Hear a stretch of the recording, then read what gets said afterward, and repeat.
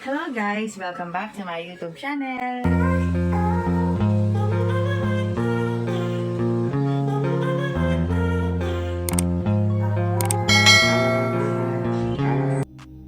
Hello guys! Update lang tayo sa PBL Reinforced Conference 2024.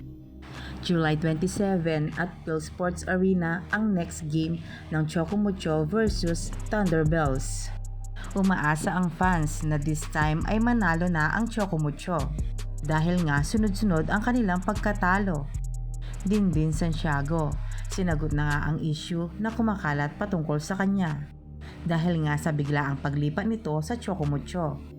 Noong July 23, nakasagupaan ng Choco Mucho ang dating team ni Dindin na Akari Chargers. Dito nga ay napansin ang aura ni Dindin Santiago na nag-iba daw ito at parang may something siya sa kanyang dating team at mga kaibigan.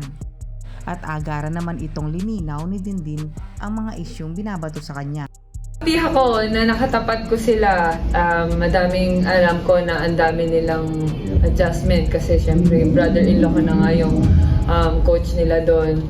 Super happy ako. Wala akong galit sa kanila kasi lahat naman sila tinuturing ko na naging pamilya ko sila, friends, ganyan. So, super happy ako. Hindi man namin nakuha yung result. Happy ako na nakatapat ko sila na, yan, friendly game. Walang sama ng loob, walang galit, walang ano. Lahat yun. Kung ano man yung performance ko ngayon is, ano yun, parang para sa Choco Mucho. So, ayun na nga guys. Kung nagustuhan mo ang video nito, huwag mo naman sanang kalimutang mag-like at mag-subscribe.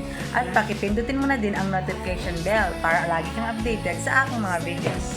Thank you! Bye!